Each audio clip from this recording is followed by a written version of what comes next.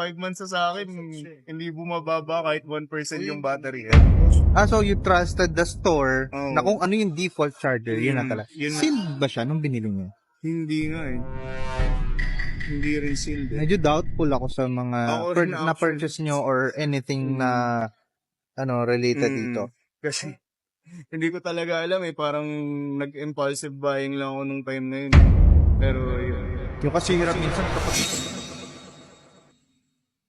Excuse me po, boss. Sorry, sir. Gusto ko munang kunin yung mga detalye before nang buksan Before ko. mga, Yung exact details po talaga. Para... second hand yan, sir.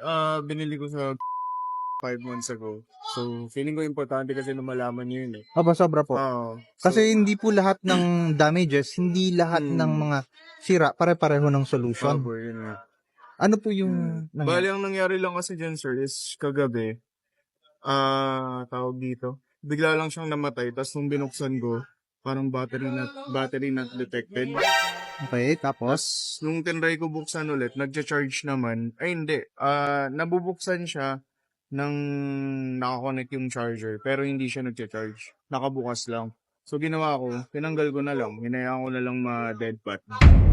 Sa 5 to 6 months na continuous usage, ano pa yung mga nararanasan nyo before that problem? Yun. Pagka nag-overheat, biglang namamatay yung speed. Pero, gumagana pa yung audio. Anong ginagawa nyo para mabuhay siya? Ginagawa ko lang, pinapatay ko lang ulit. Tapos, hindi patay na power off. Yung pinapatay lang dito.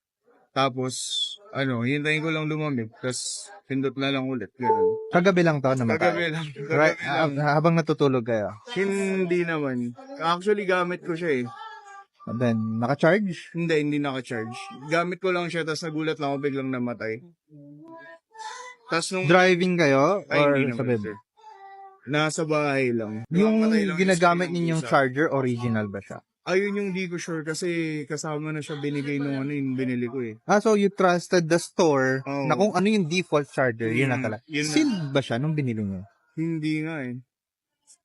Hindi rin sealed eh. Medyo doubtful ako sa mga Ako rin na-purchase nyo or anything na related dito. Do you mind na i-open ko yung cellphone ninyo sa harapan ninyo? Okay lang sir, para anong pwedeng gawin kasi may mga importante rin akong files dyan sa phone na yan eh. the usual charge namin sa ganito, kung sakasakali man na basic damages lang siya, Yung battery. will range from 1,000 to 3,000 pesos. Yun naman yung sabi sa akin ng chat support. Parang 3.5 ata sagad sa usual. Meanwhile, kapag na-confirm natin na medyo mataas yung damage, mga level 3 damages, it will range from 5,000 to 10,000 pesos. Are you agree with those prices? If any of the two, or how much yung preferred natin? Ang kaya ko kasing isagad is 5K eh. 5K for the level 1? Ay, for the For kahit anong... any kind of damages. Any kind of damage na kaya lang gawin, sagad ko is 4K, 5K. If I will deal you right now, in front of you, habang hindi pa nabubuksan to, kapag nagawa ko to in a basic, lang natin, na process, what about, let's make it 1,500? Okay lang naman. Yun lang, pero ganun. ang pinakasagad Kung ko basic lang, siya. Kung basic, gets ko naman. Pero pinakasagad ko lang talaga if ever. As long as kahit bumukas lang, magamit ko lang for the meantime. So, ganun talaga ang kahalaga yung files din ninyo. As kahit basta bumukas lang siya, makuha nyo lang yung files ninyo. Yes sir, parang ganun lang. Tas pero kung magagawa naman, sagad ko nga talaga is 5K. Sabagay, 5K is good enough na rin kasi 13 Pro Max to dahil right now, ang presyo nito ay nagkakahalaga ng 30K kung hindi ako nagkakamali. Nasa ganun pa siya.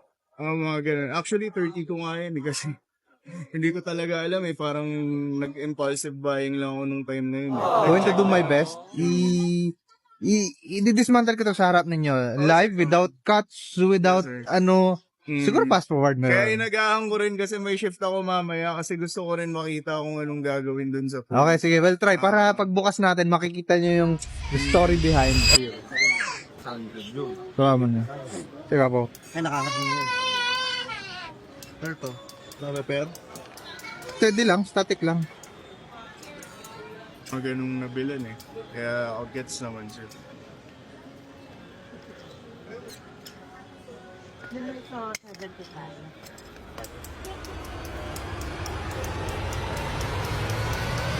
Yun, tama nga hinala ko, boss. Hindi ako nagkamali. Clip ko rin sa inyo to. Tama yung hinala ko. Ayun o, meron siyang booster katulad ng mga iba naming Yung sa repair.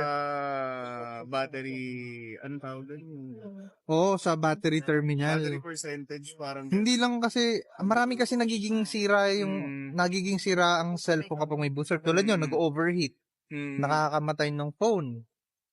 Minsan, fake battery. Minsan, auto-restart. Yung booster na yun yung sa battery health ba yun? Yes po. Binuboost lang yung battery health para pag-check, taas tingnan. Tapos kaya nagtataka rin ako, sabi ko, sorry.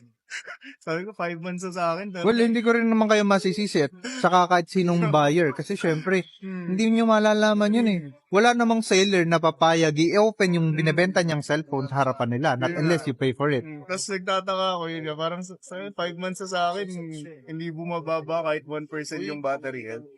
So yun, nung sinabi sa akin yun, sabi ko, baka yun na. Pero don't worry, one thing for sure naman, sir. Once naman na, natin to, it will go back to normal. Kasi importante lang kasi talaga, may mga videos dyan eh. Ano? Ball trick? Ang price says, kupal yung mga group, God, ka. Kaya ginagin nila.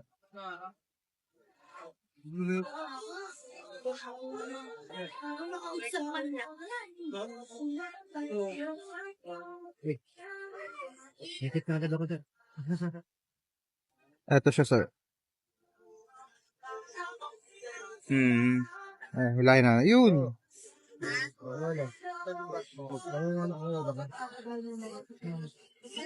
Yan. Tayo ang ikalima yata namin o ikapitong na nadadali ng ganitong klaseng booster. Grabe. Hawakan natin, sir. Ayan na. Tulad ng mga ginawa ko sa nakaraang clients na ibabalik ko to. I-re-reconnect ko siya back to its original Kailangan papatulong ako. Pero paano nga? Hindi ko yung kuko ko. Alin ba? Ibalik mo yung battery terminal niya. Tapos dun makikita kung ilan talaga yung battery health. Ilan talaga yung battery health niya. Pero at least, it's up to you kung papapalitan niyo pa rin yung battery or not. Pagka super baba, papapalitan ko na rin para sigurado. Sige, check natin. Pagka yung mga 60 siguro, 70. Kasi medyo rin ako kasi hindi naman siya mabilis malubat kasi hindi ko rin masabi kasi hindi ko naman siya nagagamit ng isang buong araw. Yun pala, Sige. sir, sorry. Dinrain ko na lang kasi siya kasi baka ma-damage pa yung phone eh. Okay, Ganun na ganito. lang ginawa ko kagabi. Papatong ko siya dito. Charger ko. Mga mayaman. Ano ba? Type-C? Hindi power bank. Sir,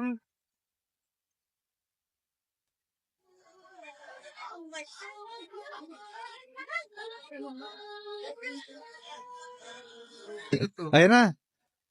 Sir, ito sino ba to? Natalie Portman. Sino? Natadi ko ko. Naka-verified na siya. Pero di mo na kailangan i-register. Ay, ano ko. Ayun, sir. Settings. 96 pa rin. Pa rin naman. Ang kutob ko, dahil sa mga ganyan, nabag na siya. Sabihin na natin, ang health nito siguro nasa 60 something na. Since matagal na siyang nakakabit dyan, tapos nag-update na rin kayo ng ilang beses, na-adapt na niya yung totoong fake, yung fake na nilagay nilang health. Hanggang sa na-damage niya, kung ano na na-damage sa kanya. Tulad ng baterya mismo, nasa damage na niya. And I hope not, baka pati itong motherboard na-damage niya. Kasi sabi niya nag-overheat. Continue nyo lang yung usage. Ayun, umakat na siya ng 4%. While yung black display niya na kanina, baka nagkaroon na rin ng problem sa LCD dahil dyan sa, Pero sa ngayon, huwag muna kayo magpakawala ng pera. Hanggat nagagamit pa siya, hanggat sa tingin nyo, hindi pa siya abala, Gamitin nyo. Oh, kasi we value our customers. Bina-value din namin yung pera nila. Yes, Hanggat sir. mare, doon tayo sa cheapest, no? Magkano nga ba yung napag-usapan natin kanina? Kanina sabi niyo pagka, level 1, 1K, Hindi, yung after nun, yung 5K to 10K. yung ano nyo, doon sa level 1, magkano yung naging budget natin din kanina? 1.5. 1.5?